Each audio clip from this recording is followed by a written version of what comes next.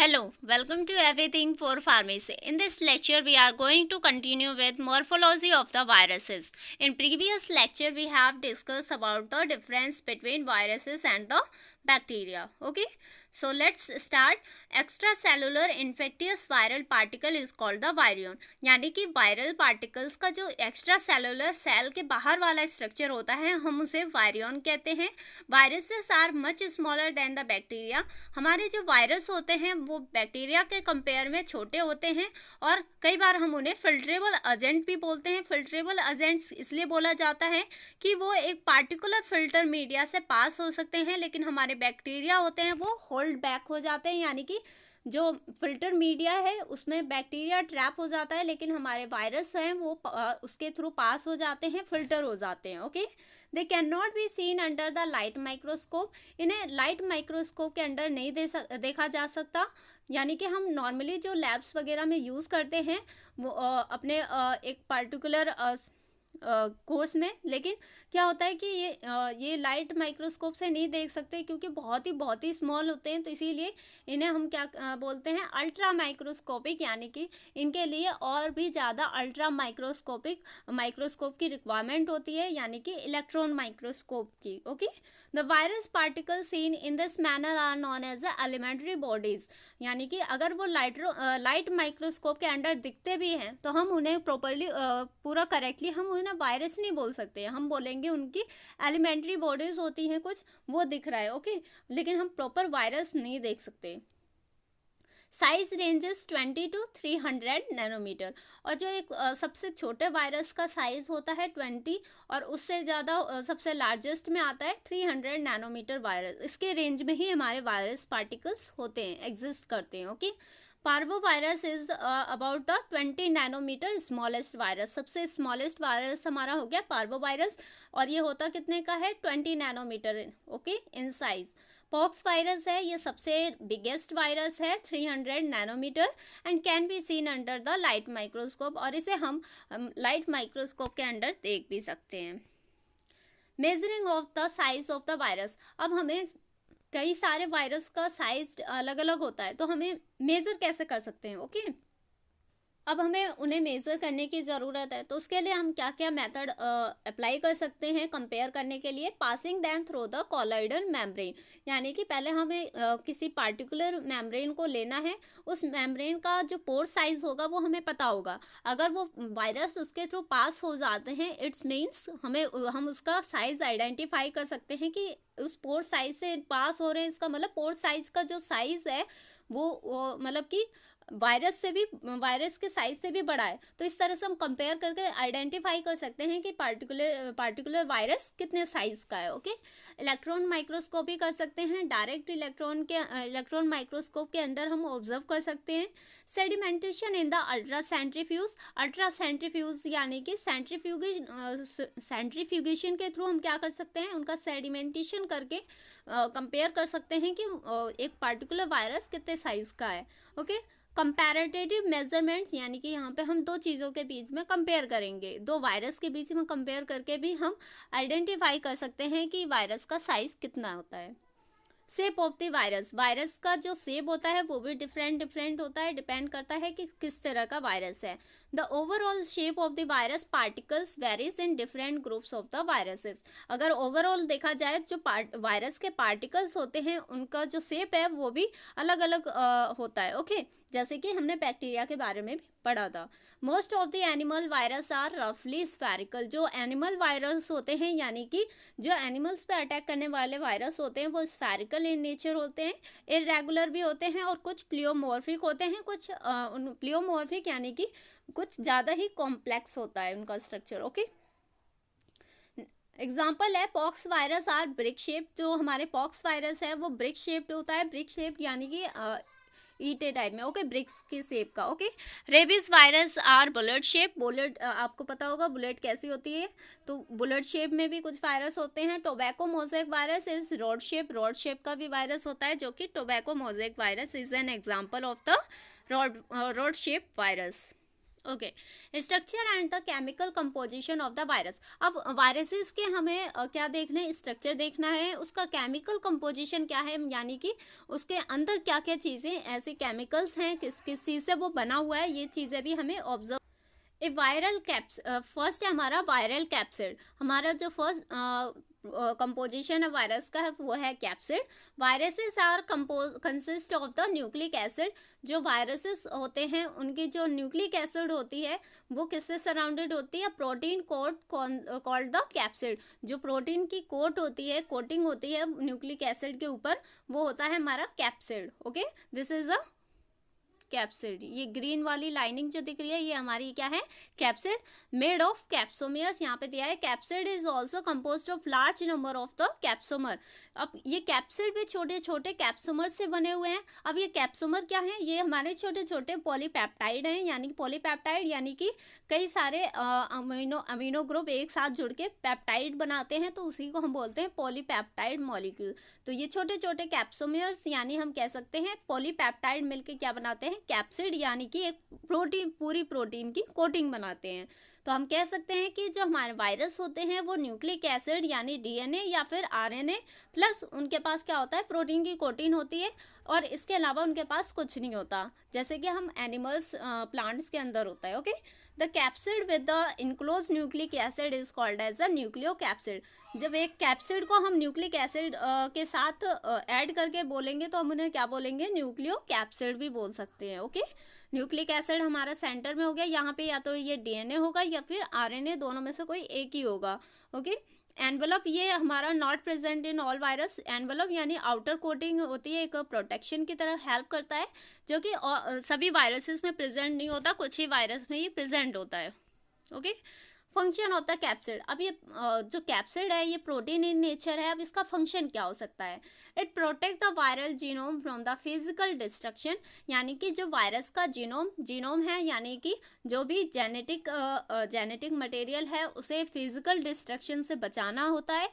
Okay, and enzymatic inactivation by the nucleus is in biological material. यानी कि हमारे जब वो हमारे बॉडी के अंदर एंटर करते हैं तो कुछ हमारी मेटाबॉलिक रिएक्शन होती है, हो सकता है कि एंजाइमेटिक एक्टिविटी की वजह से उसका वायरस का न्यूक्लिक एसिड डैमेज हो जाए, तो उस चीज़ से भी ये कैप्सिड ही उन्हें बचाता है। Okay, it provides the binding site which enables the virus to attach to the specific site on the host cell. और ये कैप्सिड क्या करता है, एज अ बाइंडिंग में भी हेल्प करता है, जिसकी वजह से वायरस हमारी होस्ट के सेल में क्या कर सकता है, इजीली अटैच रह सकता है और अपना वर्क कर सकता है, यानी हमें इन्फेक्ट कर सकता है। It facilitate the assembly and packaging of the viral genetic information. और हमने देखा प्रीवियस पेज में कि वहाँ पे जो जेनेटिक मटेरियल है वो कैप्सिड के अंदर ही सराउंड है। तो ये क्या कर रहा है, पैकेजिंग कर रहा है जेनेटिक जितनी भी जेनेटिक पार्ट है, और या फिर हम कह सकते हैं जेनेटिक इन्फॉर्मेशन है, उसे प्रोटेक्ट कर रहा है, पैकेजिंग कर रहा है। Okay, it serve as a vehicle of transmission from host to the another. और एक तरह से व्हीकल का काम कर रहा है, क्योंकि वायरस का मेन पार्ट है उसकी न्यूक्लिक एसिड ही हमारे होस्ट सेल को अफेक्ट करती है। तो यानी कि कैप्सिड क्या कर रहा है, उस न्यूक्लिक एसिड के, वायरस के न्यूक्लिक एसिड को सेफ्टली वो एक होस्ट से दूसरे होस्ट में ट्रांसफर करने में भी हेल्प करता है। Okay, it is antigenic and specific for each viruses. ये एंटीजन की तरह भी एक्ट करता है कैप्सिड का, और हर वायरस के लिए स्पेसिफिक होता है। हर वायरस का अगर हम कैप्सिड उठा के देखें तो उनमें कुछ ना कुछ डिफरेंस पाया जाएगा, तो इसीलिए हम उसे एंटीजन भी कहते हैं। Okay, it provides the structural symmetry to the virus particle. जो वायरस पार्टिकल्स होते हैं उनके स्ट्रक्चर में सिमेट्री भी इसकी वजह से ही होता है। ओके, सिमेट्री देता है। अब सेकंड पार्ट हमें ये डिस्कस करना है। अभी हमने कैप्सिड की बात की, अब हम देखते हैं वायरस की सिमेट्री क्या होती है। वायरल सिमेट्री यानी कि उनका शेप साइज कैसा होता है। Viral architectures can be grouped into 3 types based on the arrangement of the morphological सब यूनिट। यानी कि अब उसका किसी भी वायरस का कैप्सोमियर किस तरह से अरेंज है वो उसी पर डिपेंड करता है कि उसकी सिमेट्री कैसी है। ठीक है। तो उसके बेसिस पे हमने वायरसेस को 3 टाइप में डिवाइड किया है। फर्स्ट है इकोसाहेड्रल सिमेट्री। इसमें क्या होता है, an icosahedral, icosa meaning 20 in Greek, icosa means होता है 20 in number, okay, is a polygon type. ये स्ट्रक्चर देख सकते हैं हम, पॉलगन टाइप है विद 12 वर्टिक्स। इसकी कितनी वर्टिक्स होंगी, कोले कितने होंगे, 12 वर्टिक्स होंगे। कॉर्नर्स कितने होंगे, वही कॉर्नर्स हमारे वर्टिक्स होते हैं, तो 12 वर्टिक्स हो गई, और 20 फेसेट्स और साइड बोल सकते हैं हम, ओके, ये साइड्स हो गई, और ये जो हमारे एंगल बन रहे हैं ये हमारे वर्टेक्स होते हैं।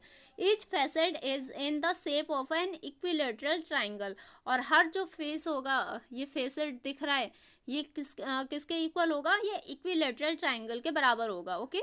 ये साइड व्यूज हमें देख सकते हैं कि सब इक्विलेटरल ट्राइंगल ही फॉर्म कर रहे हैं, जितने भी फेस हैं साइड्स हैं, okay. Pentagonal capsomeres at the vertices, pendones and hexagonal capsomeres making up the facets hexagons, okay। तो ये जो स्ट्रक्चर है, इतने कैप्सोमियर्स अलग अलग क्या बना रहे हैं, वर्टेक्सेस बना रहे हैं, एक पेंटोन्स बना रहे हैं, एक हेक्सोन्स। तो एग्जाम्पल है ऐसे इस टाइप के जो हमारे होते हैं इकोसाहेड्रल सिमेट्री वाले वायरस, जैसे कि हमारा एडिनो वायरस होता है, ओके। नेक्स्ट है हमारा हेलिकल सिमेट्री। हेलिकल सिमेट्री में क्या है, nucleic acid and the capsomeres are bound together in the form of the helix और द स्पाइरल। यानी कि जो न्यूक्लिक एसिड है और प्रोटीन है, वो दोनों प्रोटीन यानी कि कैप्सिड दोनों एक दूसरे में इस तरह से बाउंड हो गए हैं, बंध गए हैं कि वो एक हेलिकल शेप में दिखते हैं, ओके। जैसे कि influenza virus, para influenza virus, rabies virus, these are the example of the helical symmetry virus. Third है हमारा कॉम्प्लेक्स सिमेट्री, यानी कि इसकी सिमेट्री इतनी कॉम्प्लेक्स होती है कि हम इसके पार्टिकुलर सिमेट्री आइडेंटिफाई नहीं कर सकते, हम समझ नहीं पाते कि इसमें बेसिक कौन कौन से सिमेट्री आ रही हैं, तो इसीलिए इसे कॉम्प्लेक्स बोला गया, बहुत ही ज़्यादा कॉम्प्लेक्स होते हैं। Viruses which do not show either icosahedral, ना ही इकोसाहेड्रल सिमेट्री देते हैं, ना हेलिकल देते हैं। Due to complexity of the their structure, इनकी कॉम्प्लेक्सिटी इतनी ज़्यादा होती है, तो इसीलिए हम इन्हें बोलते हैं कॉम्प्लेक्स सिमेट्री वायरस, जैसे कि हमारा पॉक्स वायरस। नेक्स्ट पॉइंट है वायरल एनवेलप। अब इसके एनवेलप का भी हमें देखना है कि एनवेलप क्या था, मैंने पीछे आपको दिखाया था, यहाँ पे ये है एनवेलप। मैंने बोला था कुछ वायरसेस में एनवेलप होते हैं, कुछ में नहीं होते हैं। वायरस में भी enveloped and non enveloped naked, okay.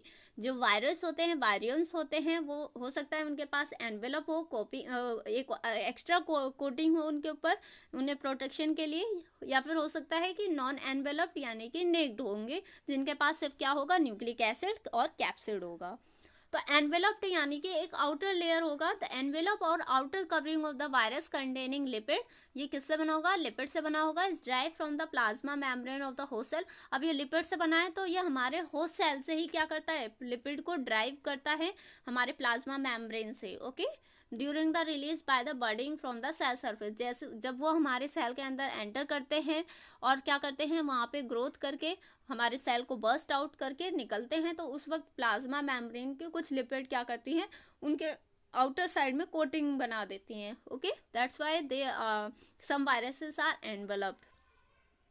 The envelope is glycoprotein in nature, और ग्लाइकोप्रोटीन इन नेचर होता है, यानी कि इसमें ग्लूकोज और प्रोटीन दोनों से ही बना होता है। Enveloped viruses are susceptible to the action of the lipid solvents such as ether, chloroform and detergent, और इसलिए जो वायरस हैं इनकी जो एनवेलपिंग है वो कैसी है, लिपिड इन नेचर है, तो कई सारे ऐसे लिपिड सॉल्वेंट होते हैं जो इन्हें अफेक्ट, कुछ वायरस जो होते हैं वो बहुत ही ज़्यादा ससेप्टिबल होते हैं लिपिड सॉल्वेंट के लिए, ससेप्टिबल यानी सेंसिटिव होते हैं लिपिड सॉल्वेंट के लिए, क्योंकि उनका जो मेम्ब्रेन है, एनवेलप है, वो कैसा है, लिपिड इन नेचर है। तो इस वजह से क्या होगा, अगर हम नॉन पोलर यानी कि लिपिड सॉल्वेंट उनके ऊपर ऐड करते हैं तो क्या होंगे, वो डिस्ट्रॉय हो सकते हैं, किल हो सकते हैं, जैसे ether, chloroform, detergent, okay.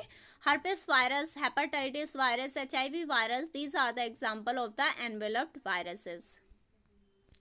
Next है हमारा non enveloped virus. Non enveloped virus, viruses which doesn't have the outer covering, इनके पास कोई भी आउटर कवरिंग नहीं होगी, केवल कैप्सिड होगा और क्या होगा, उनके पास उनकी न्यूक्लिक एसिड होगी, और इसीलिए इन्हें हम नेक्ड वायरस भी कहते हैं। Are more likely to be resistant to the lipid solvent. अब इनके पास कोई भी लिपिड लेयर नहीं है, तो ये लिपिड सॉल्वेंट से बिल्कुल प्रोटेक्ट हो सकते हैं, यानी रेजिस्टेंस शो करेंगे, क्योंकि प्रोटीन तो हमारा कैसा हो गया, पोलर इन नेचर, तो लिपिड सॉल्वेंट बिल्कुल भी इन्हें अफेक्ट नहीं कर पाएगा, इसीलिए ये क्या होते हैं, उनके लिए रेजिस्टेंट होते हैं। ईथर, क्लोरोफॉर्म लाइक, तो हमारे क्लोरोफॉर्म, ईथर, डिटर्जेंट्स ये नॉन पोलर इन नेचर होते हैं, तो ये प्रोटीन को अफेक्ट नहीं कर पाते, इसीलिए ये वायरस हमारे नॉन एनवेलप वायरस जो होते हैं वो रेजिस्टेंट शो करते हैं। ओके, नेक्स्ट स्ट्रक्चर है पैप्लोमर्स। पैप्लोमर्स ये हम नेक्स्ट लेक्चर में डिस्कस करेंगे। Thank you so much. For more videos you can follow me on my insta as well as YouTube.